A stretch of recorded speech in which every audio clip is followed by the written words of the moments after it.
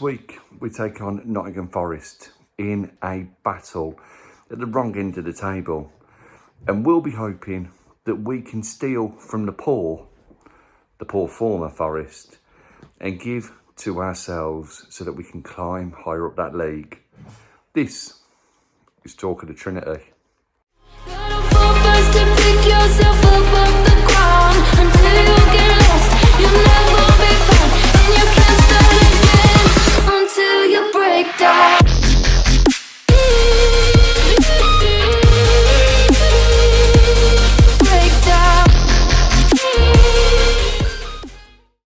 Hello and welcome to the latest edition of Talk of the Trinity podcast. You barely believe it, but I am still Baz Will. With me is Mr. Trinity himself, Will Forest. No denying that the Trinity is still standing, still going strong. And speaking of things that are still going strong, our Twitter page at Talk Trinity, whereby we are keeping you up to date with all Villa news, views, polls, an opinion or two. I think we've got plenty of those flying around at the moment. But you can also check out our previous episodes on our YouTube channel. You can check in, if you haven't already, to our State of the Nation podcast episode, which we recorded during the international break, where we evaluated how Villa had done so far during the course of the season. You can see if we predicted Leeds right in terms of one of our previous episodes as well. So you can check out the YouTube channel. Or if you just like an audio, is it feast for the ears? But you know, if you're stuck on that train, or if you're scrambling around on Alexa in your house and you can't remember anything else, and you just say Talk of the Trinity, then you can listen to us on Spotify, Amazon, Google. There's usually a fourth one that Apple, I think. There we go. I got there in the end. There's only 4 things I need to remember, and we got there. That's just because there's just been so much going on, not in the scoreboard particularly, but we're going to start before we get to events that have happened for Villa on the pitch. We're going to inject a bit of positivity, or we're going to try to. We're going to try and get the good times going, because we're going to cast our eye to the Championship. And we're going to ignore certain predictions that were made about Middlesbrough before the start of the season. So that's a negative out of the way so far. But positives, we've had a couple of young players making their mark in the Championship, and a couple of young managers as well, relatively speaking. We've got Tim bossing it at QPR under Michael Beale. And QPR are edging their way up the table. You know, a so-so start, but they appear to be turning things around in a very tight Championship. I mean, the gap between, well, probably most of the league, actually, is very limited. And we've got Aaron Ramsey at Norwich under Dean Smith. Norwich were expected to be near the top of the table, and they are. And Ramsey is contributing to that. But, Will, what have you made of our youngsters' performances on their Championship teams? Mixture of happiness and regret, or still happy that they are out there ready to come back next season? When it comes to Iropenham, it's happiness with a tinge of regret, especially with Booba getting injured at the moment and Nakamba not fancied, and seeing us revert back to that tried and tested and many would say failed midfield trio of Douglas Luiz as the holding, McGinn and JJ. Iropenham, we said off air before, who would have known that Booba would have got injured and that Iropenham would have had those chances? Maybe we'd have liked him to have been kept around in case we wanted the flexibility of a 4-2-3-1. Though I've mentioned before, 2 there as central midfielders, not DMs for me. It just depends on which formation you select on FIFA as to how you think it should be played. AJ, you know, he needed to go out on loan, didn't he? He needed to get games. I was incredibly impressed and massively surprised that Norwich took that gamble on him in many ways. I know Dino knows him, but for someone who's competing at the top half of the Championship to take a gamble on a relatively unknown player with no Championship experience before, and not many games under his belt, really, apart from the season before. You know, he's doing very well. He started off on the bench quite a bit. I think he came into the Norwich team around about the 2-1 win over Small Heath Alliance, and he's been doing ever so well ever since then. So who knows? Next year we might see JJ and AJ on that Villa Park turf together.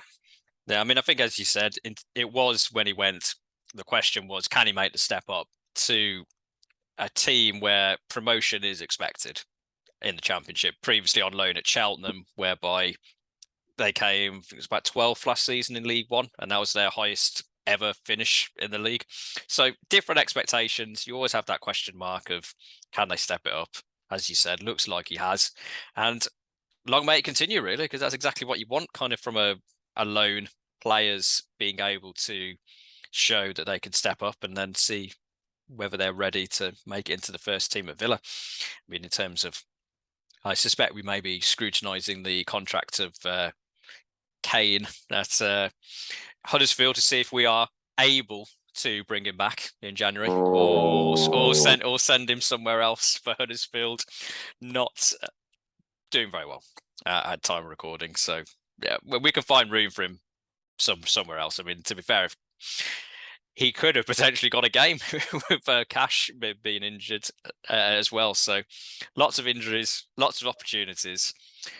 Speaking of, that's enough positivity now. Because speaking where they were, I'm still coming to terms with your joke about the Holly Bibble. I mean, I think it just came to me as inspiration. You know, I mean, that is just the cutting edge comedy that you get here, because there's not much levity going around at the moment, because we've got to talk about what happened on Sunday in terms of events at Ellen Road, 4:30, Sky Sports cameras. They had just enjoyed a feast of goals in the 2:00 game, Man City, Man United, 6-3. Probably inevitable it was going to be 0-0, really, after all that. We kept a clean sheet. We didn't lose. Any other positives that you can think of? It was quite positive that the cameramen stayed awake. I thought, our defensive resilience was positive. I thought John McGinn played really well on Sunday. He's much better on that left side of the midfield three, and he played well there. JJ, with his driving runs, did well. Douglas Luiz, they were all good performances, really. It's just that finishing touch, isn't it, really? The final through ball or the shot on goal, and that's what's letting us down. I mean, we had the desire, and I mentioned McGinn, but his desire to get back and put that crunching tackle in, because when they showed you the replay and the Leeds player was putting the ball into the box from the edge of the box, McGinn's another 15 yards outside of it behind the referee, and he manages to get back, put a tackle in, and saves the point, really. Esri Konsa did as well with a good tackle. So those two are hopefully coming back into form. We've seen that with both of them, really, over the last few games. Bednarek looked decent enough coming on. And Ashley Young continues to show his versatility, doesn't he?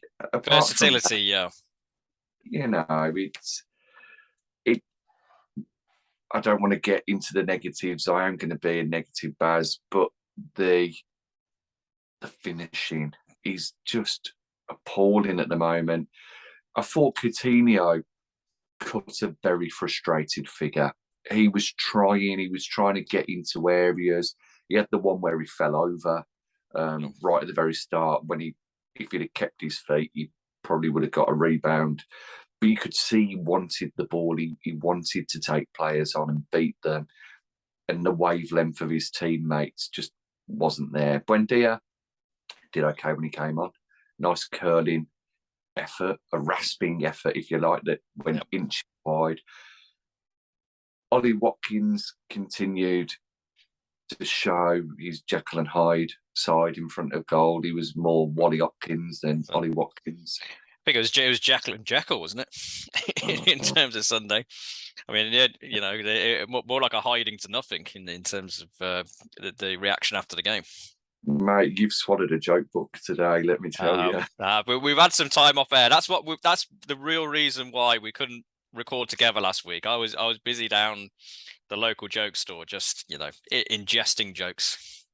But I mean, the main worry, and I don't know what positives you saw from the game. I mean, you may not have seen any with your eyes closed at the end, but there's a couple.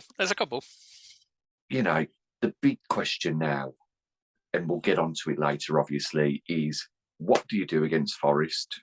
Who do you start up front if you keep that formation?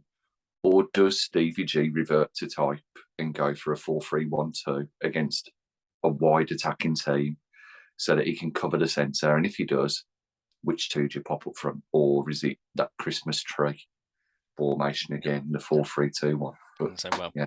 Hopefully there'll be some presents under the tree if we do go with that formation. And our Forest preview formations, everything talked about, we will get onto, as Will mentioned, later on in the show. But in terms of positives, I mean, I agree.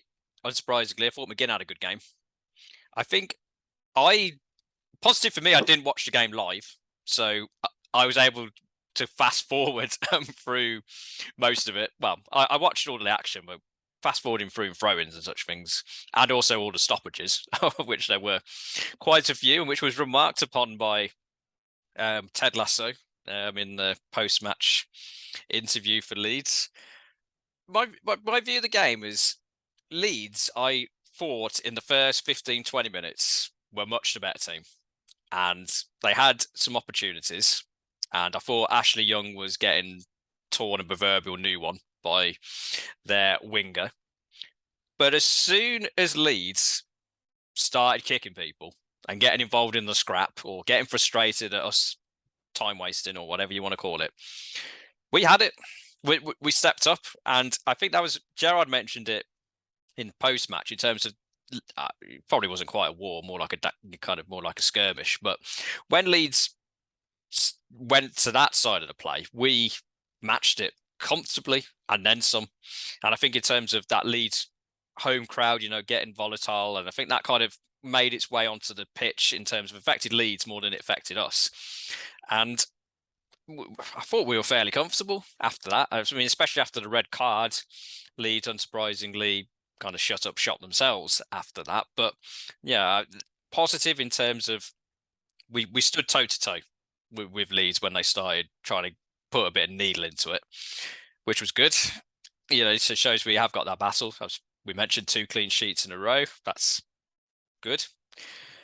Ramsey does what we expected Ramsey to do in terms of making some bursting runs from midfield, and he does have that turn of, well, it's not a turn of pace, it's a straight line of pace, really, in terms of he's only got one way and he goes forward in a straight line. But in terms of you got to get that positive intent. I thought Coutinho played okay. I mean, there's been some criticism of his form during the course of this season, but I thought probably his best game that I can remember so far this season. I mean, you might say, admittedly, that's not a hugely high bar to cross, but you got to start somewhere. And I think in terms of game plan would have been Coutinho creates chances, get Watkins on the end of them and put them away. Half of it was done, because I think in terms of we had enough chances to win the game. Yep. We just didn't put them away. And, in terms of the cliche of football, if you don't score, you don't win. And I think in terms of it's a difficult one in terms of, the side is, and I mentioned it in the Leeds preview. It's strange to look at. If you're going to look on paper at the starting lineup on Sunday, and you didn't know anything about Villa or anything about what had happened so far in the season, but you just knew the players and you knew who they were, and you said, are they better in defence or attack? Looking at that team, you would have said attack based on the players.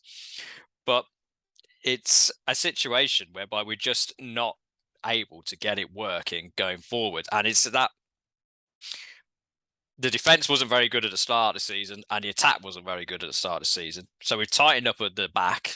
I think it's fair to say. I mean, I'm sure you have a view. Well, I say a view or two, or just one view in respect of whether Tyrone Mings has had an impact in respect to tightening up at the back. But yeah, defensively, we've tightened up, and apart from Young getting a little into few difficulties from their winger, who then did us the very good favour of being sent off for 2 stupid yellow cards. Apart from that, defensively, we look solid. We look solid enough, in terms of, it's not the defence that you're worried about, but the expense of the attack, which wasn't firing anyway, now even more so. When you're in that position whereby you're struggling for confidence from an attacking perspective, you're going to get 2 or 3 chances. Watkins plays because he's more adept at defending from the front. So if your primary objective is we've got to sort the defence out, Watkins plays because of his, his higher engine, basically, in terms of being able to chase more from the front. So you got that defensive side on lock. The flip of that is he's the one responsible for putting the ball in the back of the net. And when you've in a team whereby you create 5, 6, 7, 8 chances, you might get, eventually 1 in. We're not really creating enough to allow Watkins to miss 2 or 3 quality chances. And yeah, I mean, he should have had a couple. I mean, let's be honest about it. But then in terms of the personnel, and again, I'm sure we'll come on to it when we're talking about the Forest team later on. The replacements for Watkins, if you're going for goals, is do you take that risk that you're going to potentially loosen up the defence? And we'll talk about that with Forest a bit later, because I suspect we will have some opinions on that. But yeah, I mean, you're looking at it from an overall perspective, and it shows that you sort out one problem and another problem arises or kind of comes to the fore. But 10 men behind the ball, yeah, it was kind of edge of the box stuff. You kind of, Leeds, I thought, defended fairly well. I mean, they said that they had that training exercise during the week, so they'd planned to get somebody sent off, which I don't think is necessarily the best way to plan. But yeah, I mean, in terms of like half the teams in the league, if a centre forward comes on the market, they don't tend to come on the market in January, really, unless you're paying stupid money. But in the summer, if there is that hallowed 15, 20 goal a season striker, we will have to pull the proverbial trigger. But in terms of transfers, the latest rumours coming out of Villa is if we are looking to write the check for another addition to the squad, we will have to sell. It looks like a 1 in, 1 out policy, if rumours are to be believed. So we'll set sensible because of the amount of money we spent in the summer, or is it a not surveilled threat to the manager of saying, yeah, you kind of had enough time with your players and projects, we're going to be tightly limiting future expenditure until you prove that you're going to get us to where we want to in the league? Definitely the latter. I think it's a very big siren call to him, really, that we don't have 100% faith in what you're doing. You haven't got too much longer left. Your job's on. It's hanging by a thread, really, here. And if you do well over the next few games going into the World Cup and make it to the transfer window, it's still hanging by a thread in many ways, because we're not 100% convinced that you're the bloke to get us all the way up into the positions that we want you to get us to, and that, we had faith that you would. On the other hand, when you think about the transfers that we brought in and all of those players, we've got to be paying the majority of them big bucks. I imagine that for the first time in our history, there are a number of players over 100,000 a week. When you go back to that Grealish sale, the bringing in of Buendia, do I think Buendia is? No. Do I think Leon Bailey is? No. Danny Ings, probably, as a proven Premier League goal scorer. Boubacar Kamara, to realistically to beat anybody to his signature, we'd have had to have been paying him big bucks. Same with Carlos, same with Luca Din as well at the time. Coutinho is the most obvious one. Yep. Maybe not Dodonka so much and that, or Olsen, but you've got to be thinking that we've got to make that money back up somewhere. And until we completed our renovation at the North Stand, and we got new kits with new badges, and we upped the price of season tickets because of the demand that there will be, the only way that we can get that money back at the moment is by selling players. And there's a lot of players there who seem surplus to requirements. I mean, look, Morgan Sanson's made it onto the bench the last couple of games, as has Marvellous Nakamba.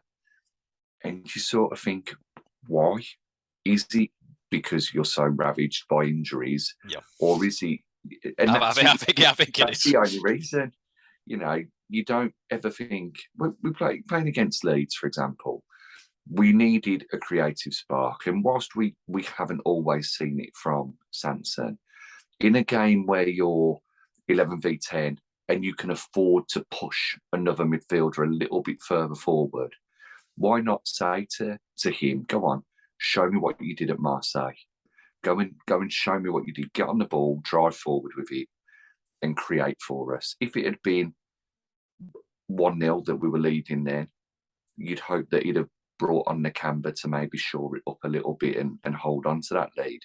But those two players just aren't getting in, especially when you're putting Douglas Luiz in to defensive midfield again.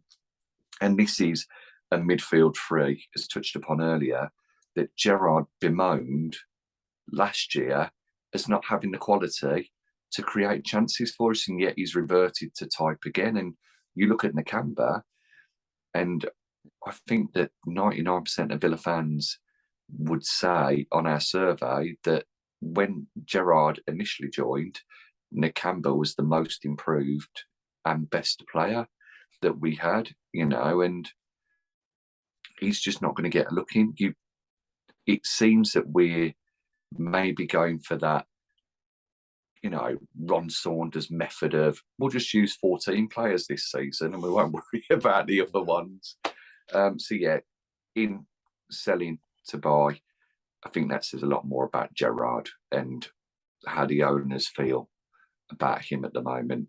Though, on the flip side of that, Baz, would we have pulled the trigger by now with all the other teams that are getting rid of their managers if we really had desires to bring in someone like a Pochettino, or, and I know we don't think that this will happen, a Tommy Tuchel, someone like that? Would we have got rid of Gerrard by now and used the excuse of, well, you know, you only beat Southampton 1-0, or you drew with Man City and you should have beat them, type of a thing? Would we have got rid of him now?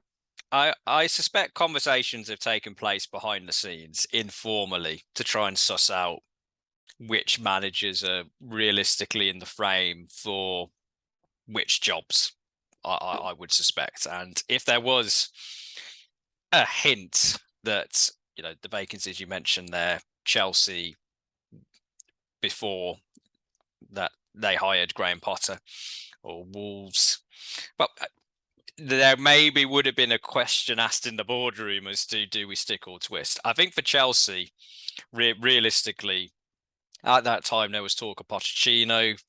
Where's he going to go in the Premier League? I think if Chelsea would have made the call to Pochettino, then yeah, there's realistically no chance he would have turned down Chelsea on the off chance that he might go to Villa. I mean, sometimes you just get beat by the better player. And I think that would have been a logical, foreseeable move for Chelsea. I mean, yeah, Chelsea pulled the curveball by going for Graham Potter, which I think in terms of would have been probably not foreseen a couple of days before Tuchel was sacked. In terms of Wolves, yeah, I would have thought somebody at that board level is putting the feelers out to say, Pochettino to Wolves, is that realistic?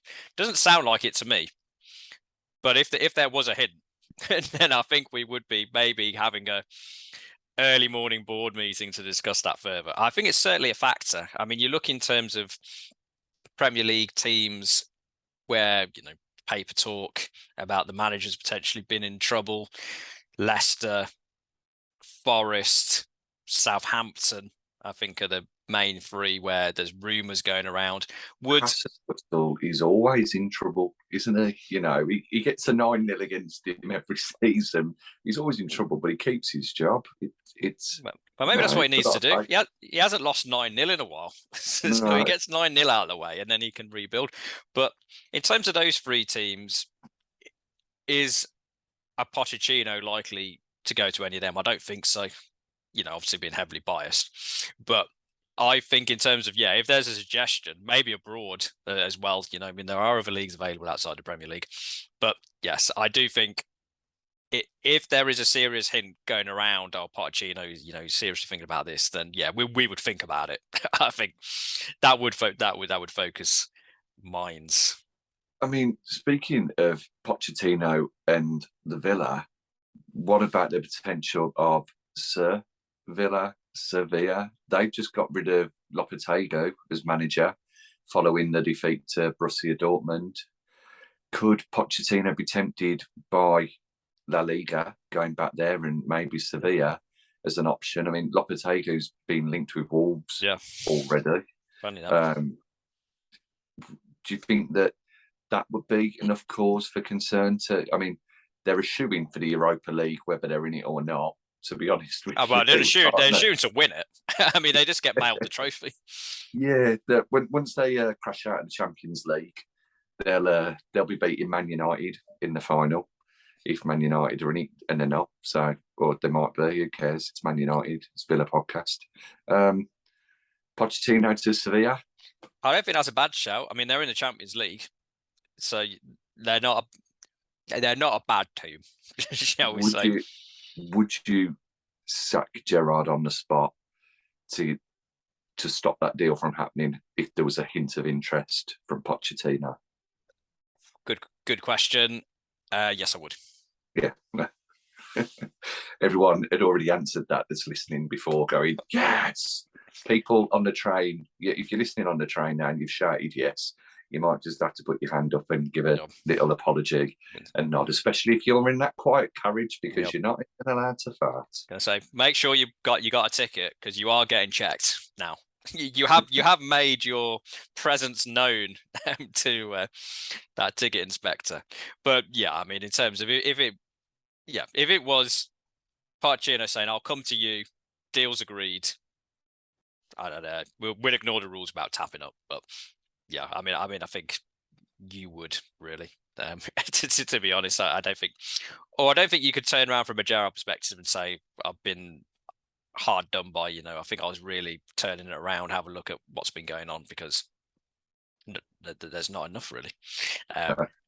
But before we talk about the Forest game, which I sense we're going to have things to discuss in respect to that. Just one other bit of news you're mentioning earlier in terms of merchandising and having to sell those shirts to try and raise funds, very small percentage, but it all counts for the whip round. What is going to be on those shirts in terms of the Villa badge? There have been the latest updates in terms of the consultation about the new badge, apparently down to final 3 choices: a circular design, a gas lamp shape design, and a wrong-facing lion design, from what I can tell.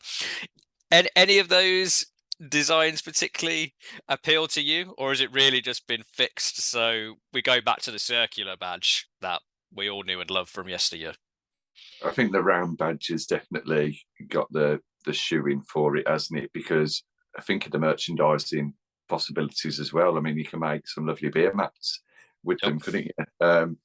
The gas lamp is interesting because the gas lamp apparently badge design is very much more like a medieval shield, which I never knew. I was actually thinking, wow, a gas lamp, that sounds awful. And then the wrong facing lion. The first thing that comes to my mind is that somebody has done a really bad Tom and Jerry drawing of a lion, and its eyes down here or something.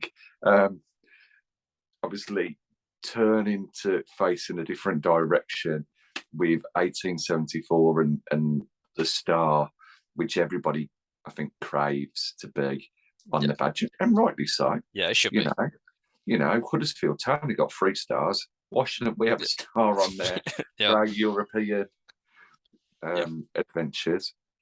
I really do think it's fixed to be that round badge. But if I'm being completely honest with you, I'd much rather see a lion with 1874 and the Star. And again, before we came on air, I did discuss that maybe, just for a laugh, we should have a lion very reminiscent to Simba jumping through the flames to get retribution on Scar with 1874 under it and the badge above.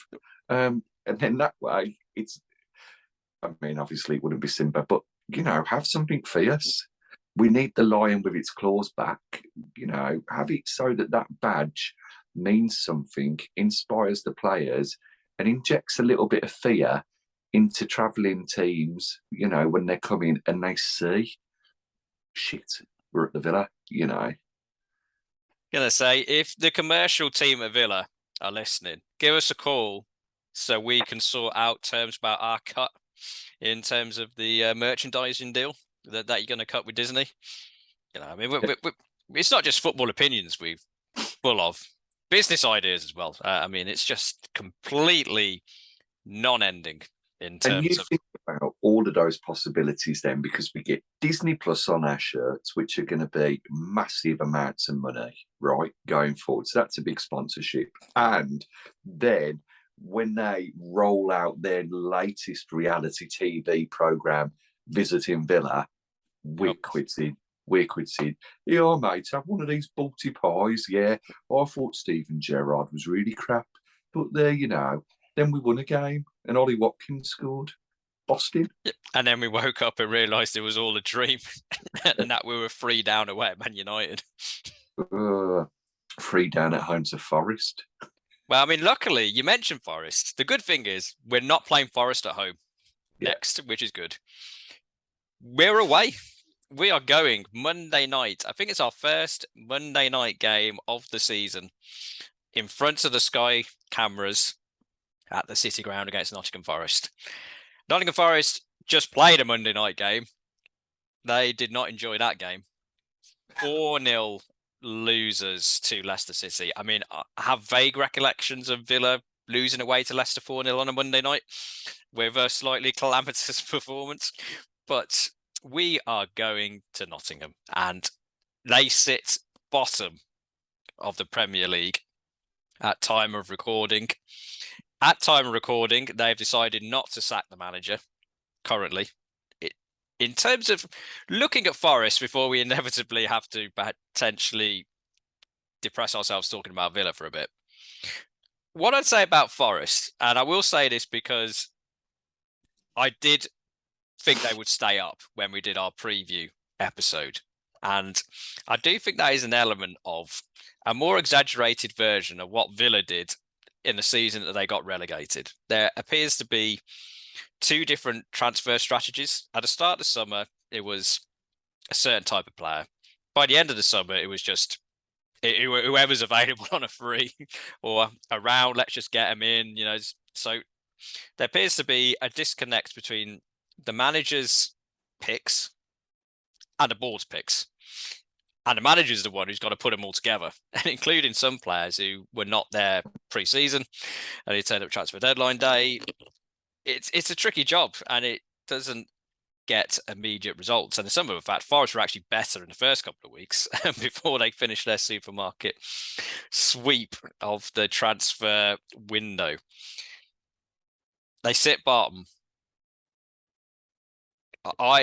As I've said, I thought they would stay up. You thought they would go down. I'm guessing you've seen nothing so far that has changed your view about Forest. Well, it's funny, you mentioned how they started, and they did start well. And even, in their defeat to Tottenham at home, they played very well. They seem to have an identity, a structure, a way to attack, to score goals. And ever since, as you say, the number 11 got diverted and dropped off a load of players at the City Ground for transfer deadline day, they do seem to have struggled. I think one of the biggest things for them was the reversal against Bournemouth, 2-0 up, only to go and lose 3-2 has massively knocked their confidence. The players that they hoped that Jesse Lingard would prove everybody wrong, and he hasn't really. He's done okay. The best player they've signed is probably Nico Williams. He's drawing a lot of good reviews, but no, I was surprised by some of the players that they brought in, like Lodi from Atletico on loan. I thought was great, little signing there. Dean Henderson was a massive surprise. Well, he can never go back to Man United after his comments either. Morgan Gibbs-White had a couple of absolutely fantastic games before sort of petering off a little bit. Speaking to Wolves fans about Gibbs-White, because on the outside, because you remember him from like the underage England teams winning trophies, not really paying too much attention to him on a game-by-game basis, but he had that reputation as being a decent player. Speaking to Wolves fans, but similar, but at a greater scale to the Villa transfer to Chelsea of Chukwuemeka, Wolves fans say Wolves are laughing all the way to the bank with what Forest were throwing at them in terms of transfers. Although I think some of the fee, I think it was 25 million plus add-ons. Some of that add-on is related to staying up and scoring a certain number of goals, which may not be paid. But yeah, an element of a transfer, I think it's in terms of, it's like seasoning a dish. Sometimes, you got to put a lot of spice in there. You got to heat it up. But if you pour the whole jar in, you're just going to get a mess. And I think that's Forest. They needed a lot of spice this season, in terms of similar when Villa came up, just didn't have many players because a lot of them had gone off on loan or, they'd gone back to their loan clubs. So they needed it. But I think they just kept going and going. And it's going to be a mad dash in the second half of the season to whether they can gel and turn it all around. Or in January, they'll go and buy another 10. who knows? But the suspicion, the fear about playing Forest is, as you have remarked upon previously, whenever there is a team in a rotten run of form, needing a point or points, Villa come to town, the bunting goes up and the 3 points. Because in terms of the last 5 games for Nottingham Forest, we mentioned they lost 4-0 to Leicester, lost 3-2 at home to Fulham, which I think they were winning that game as well. They lost 3-2 at home to Bournemouth, which, as you mentioned, they were winning that game as well. They lost 6-0 to City, and then there was a 2-0 game against Spurs where they played quite well. So, predictions, 4-0 Forest. I think this is where this is going. But no, we'll get to our predictions slightly more seriously later. But in terms of Forest, we talked about them. Villa, we were leading up to this earlier on in the podcast talking about Leeds. The team, the formation for Villa. Do we stick with what we did against Leeds? Injuries permitting, which, well, God, yeah, I mean, at time recording, the game's still 4 days away, so we could have another 6 injured the way our season has gone in the last couple of weeks in terms of injuries. How are you lining up shape and personnel-wise for Forest? Oh, I've got to say, I do really like talking about these two subjects, because talking about Forest and the Villa are two of my favourite things to talk about. But I'm more intrigued to think in some ways, and I'm going to digress a little bit, in seeing whether Gerrard reverts back to the 4-3-1-2 or the 4-3-2-1 because of the lineup that Forest usually had. They tend to have that wing backs with a 3-man midfield and 2 up front, don't they? Jesse Lingard in the hole, behind a couple of strikers, Neco Williams on the right, Lodi on the left. 2 centre mids and then 3 defenders with Scott McKenna usually playing at the back. Do we go for that 4-3-2-1 or 4-3-1-2 to try and keep the middle very compacted and allow Forest to get down the wings, which is, you'd think it would favour them because that's how they line up, really, is to get balls down the wings and whip it in? Or will we go for that 4-3-3 and try and stop those wing backs getting forward, but then isolate our striker up top? I think against Forest, personally, a shift in system is needed, a shift in formation. Obviously, as you've said before, if teams don't score against you, then you've got at least a point. You know, it's the easiest thing to work out in football. Yep. Cutting edge insight. That's why you're here. You know, you can't lose a game if you don't let in a goal. I'm sure I've heard Michael Owen say that before. So have 6 players who can sit back and defend. Go for a bit of a Mourinho approach. You know, 4 at the back, 2 holding or central midfielders who you don't expect or want to get too far forward, and then have 4 players at the top end of the pitch who can be creative. It allows you to put players out onto the wing. Those players can also cut inside and cause problems, and it gives somebody a free role, you know, a number 10 role. If only we had a number 10 who wore number 10, who was creative. And then we need a number 9. If only we had a number 9 with a proven Premier League pedigree who could stick the ball in the back of the net, that have linked well before in games against Brentford away and Norwich at home, that might actually be able to recapture that form against the Forest team who are going to be concerned about conceding early on. Yep. And that's what we need to do. We need to attack them from the off. We need to aggressively press and get an early goal. Because if we don't, and we allow them to get into the game, their confidence will go up, and Nottingham Forest will beat us if that happens. And at this moment in time, I'd be worried about that. I'd take a draw at the moment, and that's a bit negative. Yep. But that's my job. What's going on? I'm so sorry. I don't mean to take that away from you, but I would take a draw at the moment, particularly if we scored a late goal to equalise. I always say that, though, don't I, when I say about a draw? Though I'm a bit worried about this match. I'm worried about it because we're Aston Villa. Yeah, I mean, in terms of, as you've got negative, I'll switch to jump into the positive or attempted positive role.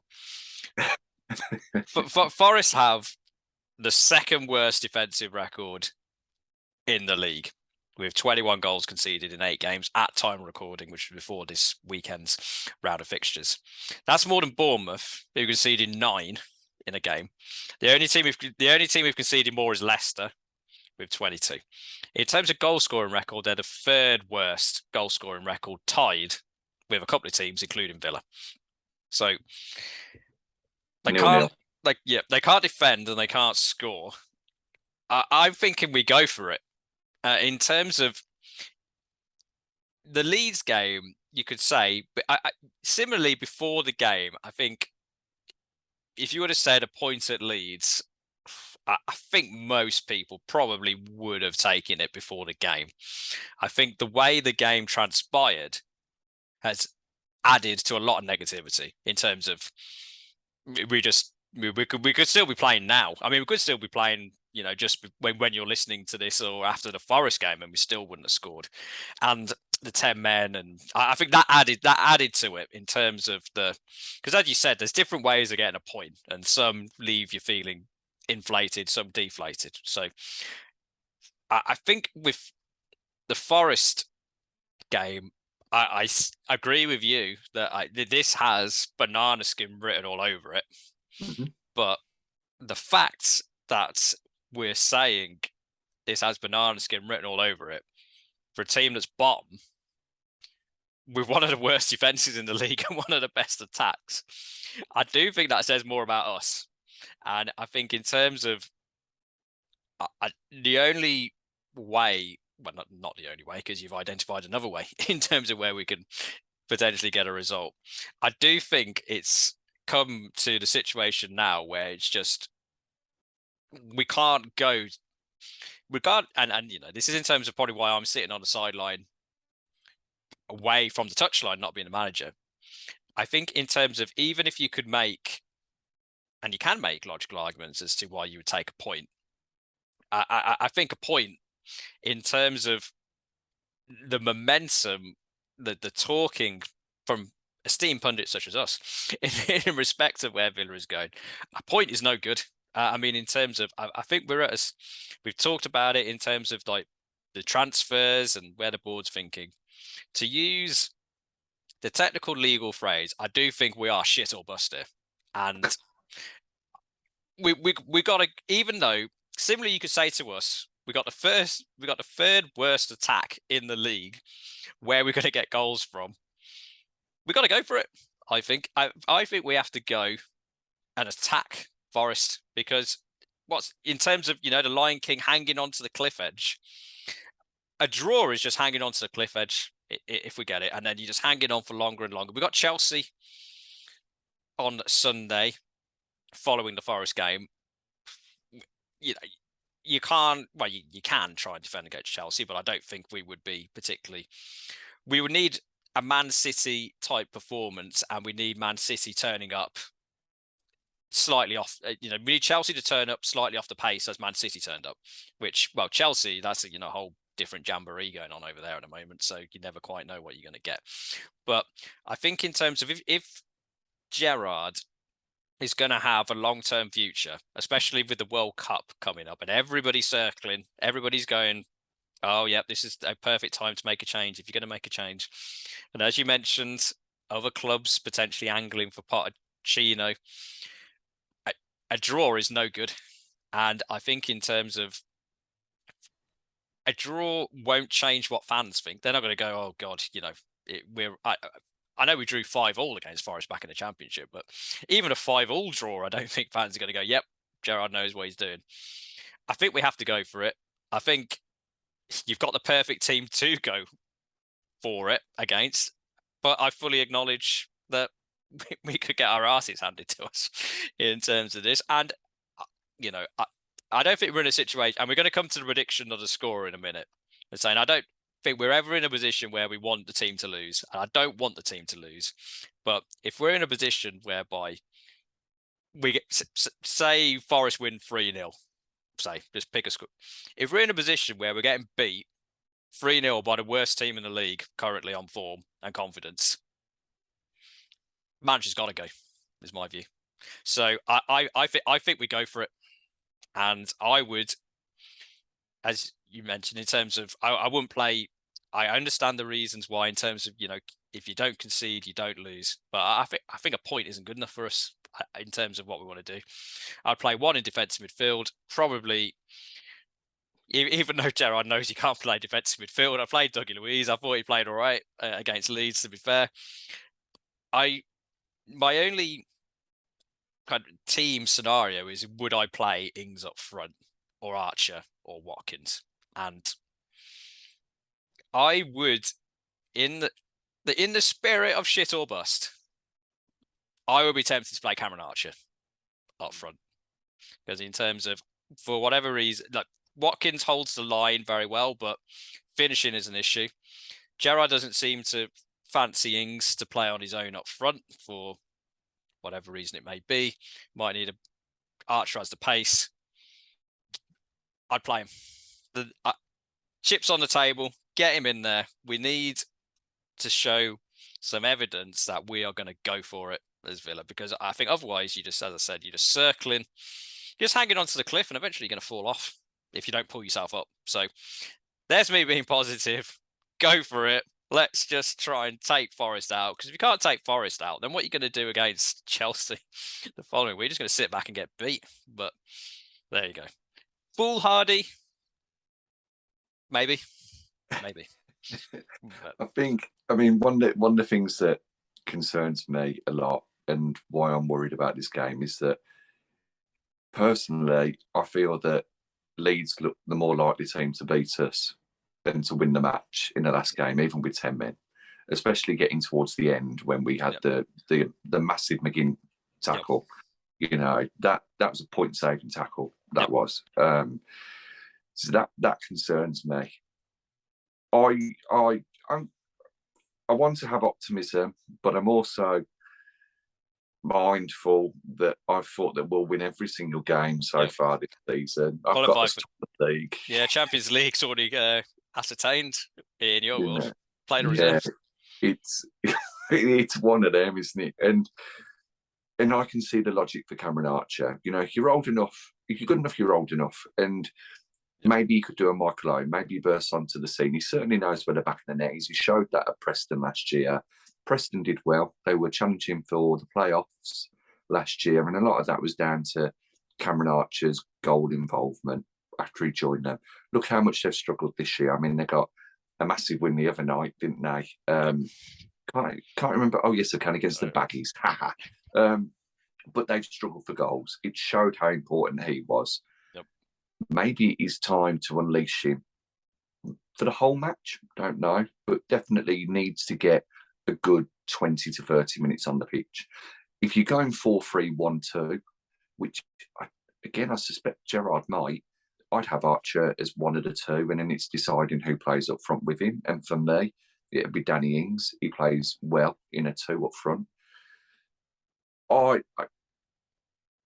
know little bits about football, as do you, as the people listening on the podcast. None of us are the elite level managers or managers of Premier League teams, unless one of you are. And if you are, contact us, come on the show. It's difficult to change formations as often as we may like. There's a lot of fans calling out for a 4-2-3-1, especially in the Trinity verse. I'd go with that 4-2-3-1. I'd have Douglas Luiz and John McGinn as central midfielders, telling them that they don't need to worry too much about the attack, but they definitely need to help out in defence. The only other person I'd put there would be Nakamba with Luiz, and I would do that if I was going to put John McGinn in his Scotland position behind the striker. However, I do feel that we've got more creative players and that John McGinn's hustle and bustle is better utilised in the centre of the park. Though, if he plays as a 10 and scores a goal or two, I'll happily eat a hat. I would like to see Luiz and McGinn there because they can create, they can be the hustle and bustle, and then see behind Danny Ings, because why not? It's always Danny Ings if you need a goal for me. I would like to see Coutinho, Ramsey, Coutinho on the left, Ramsey on the right, and Buendia in the centre. Because, as I say, Buendia links very well with Ings. Ings has got intelligent runs. Yes, he's not the fastest. He's not going to be 30 yards out from goal when other players are on the byline, bursting into the box. He's going to have to stay high up the pitch.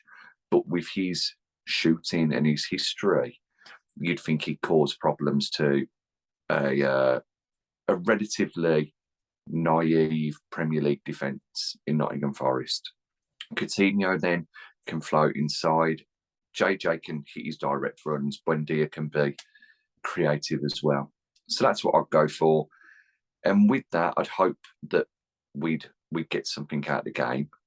And with a 4-2-3-1, I think we would win. And I'd like to say it would be a 3-1. However, I don't think that's the formation we're going to go for. It's going to be the 4-3-3 or the 4-3-1-2. I'm going to go for I'm going to go for a 1-1. I'm going to go for a 1-1 because of how poor Forest are at scoring goals and because of how poor we are at scoring goals as well. We've been good defensively. Tyrone Mings has been a rock. Conce has been great. Martinez, he's doing everything that we expect Martinez to do, especially ahead of the World Cup. He's going to be going into that in confidence. Yeah. I'm going to go for a 1-1. Though I do wonder, Baz, is this game for Steven Gerrard, is this must win or can't lose? Because there's a difference between the two. Is it must win? Is it can't lose? Does his job hang in the balance if we lose to Nottingham Forest. If we lose, you get sacked. Is my view, because in terms of, especially what you may call the optics, in terms of Forest get smashed against Leicester, they've lost 5 in a row, conceding hatfuls. So Forest beat us after that, then yeah, I think the writing's on the wall for Gerrard. I really do, because the problem in terms of if we get a draw, and it's time to not lose, it can always seem as a bit harsh to sack a manager after they get a result, whether that's a win or a draw. You get we get a draw against Forest, say it is 1-1. Got Chelsea next. If we lose against Chelsea, you're probably not getting sacked. Probably, and unless it's like 9-0, or which as we've seen in the league, that can happen. And against, we lost 8-0 to them once. Well, yeah. But generally speaking, you're assuming it's kind of a free hit against Chelsea. So okay, the bandwagon rolls on. We got Fulham away after that on a Thursday night. Then we got Brentford at home on the Sunday. 2 teams who, Fulham are doing all right, to be fair, better than expectation. Brentford struggling a little. So in terms of, okay, so you get a point against Forest, you lose to Chelsea, if you anticipate. But what happens for Forest, for Fulham, Brentford? Do you need to win both those games, or is it you keep getting the draws? So in terms of if he loses, I think if we lose against Forest and it's an embarrassment, he'll get sacked, simply because Chelsea's a free hit for Gerrard. It's a free hit for if we get a new manager coming in, or if it's a caretaker manager, somebody from the backroom staff takes it up. So it's okay, we're writing Chelsea off already. But Fulham, Brentford, okay, we can realistically hope to get a little change before those games if, it's an embarrassment against Forest. But leads to the question of, do I think it's going to be an embarrassment against Forest? And this, to continue to go full out in terms of the role reversal that we have had during the course of this episode, whether it's genius, blind, kind of delirium, whatever way you want to pick it, I think we're going to go to Forest and I think we're going to win. I am going to go for 1-0. I think we're going to do it. And I do think that is because Forest are terrible at the moment, though I do think they got enough players to turn it around at some point during the course of this season. But yeah. Could I write a paper detailing why I think Villa would win in terms of clear evidence, analysis? No. This is a gut feel, just straight out of nowhere. I think we're going to get it done, and I think we're going to win. I think it's going to be terrible. I don't think it's going to be a good game to watch, but a scrambly, you're going to jump out your seat, in terms of, you're going to be sitting there thinking, God, this is terrible. You can't do that. Yes, it's going to happen. You heard it here first or last, as the case may be. 1-0 Villa. He has a habit of getting results when he needs to, doesn't he, as well? Though you counterbalance that with the fact that if you're a team who are struggling, you come and play at the Villa. We've shown that already with West Ham. Oh yeah, definitely. I mean, in terms of Forest, if they're going to pick an opponent to play, yeah, I mean, we're in the bottom half of the table, and there's kind of issues. I mean, we've spent quite a bit of the episode talking about whether Gerrard's going to be sacked or not. So yeah, if you are going to pick a team to play, then yeah, we are up there. Probably Southampton might be. They're there as well. But yeah, absolutely massive game in terms of, and they all are going to be, unless we get until we get in a position where we knock off 4 or 5 wins in a row, or 4 or 5, real positive performances. The pressure's going to be on, and in terms of bold measures required, I think, yeah, as you said, hopefully we pull it out of the bag, and Gerrard gets to fight another day. And I think it'll be Ashley Young's Claret and Blue Army against Chelsea. There you go. There's the hot take. There you go. And speaking of hot takes, if you haven't had enough of these hot takes during the course of this episode, you can go to our Twitter page at Talk Trinity, whereby we will be running polls about the lineup, team selection, results, everything in the run up to this absolutely massive game. Transfer rumours, other stuff. It'll all be on there, so go and check that out. If you want to go and check out our previous visual delights, then you can go onto our YouTube channel at Talk of the Trinity, where all our past episodes are on there. Just, you know, if you just want the ones where our faces aren't on there, then yep, there's options there for some of them. You go and have a look at those. Don't know why you would want to, you know, do that, because if you just want our delightful voices, you go to the audio version where we're on Spotify, Amazon, Google. I think I said Apple. I don't think I said Apple. I think Apple's, you know, an apple a day. I'm struggling with an apple a day here. But before I pass you over to Mr. Trinity himself for his final thoughts, thank you very much for listening. If you go in the ground on Monday night, I hope you enjoy the game. If you're watching at home, I hope you enjoy the game. If you're not even watching the game, I hope you enjoy it in terms of when you find out the result and that we won. But thanks very much for listening, watching, subscribing, retweeting, liking. Very much appreciated. See you again soon. Yeah, as Baz says, thank you very much for all the interactions, for the shares. Don't forget to subscribe to our YouTube channel. And, you know, you never know, there may be another parallel universe podcast in which Baz is positive and I'm negative. But we all look forward to that Monday night madness as those visiting villains take on the tricky trees.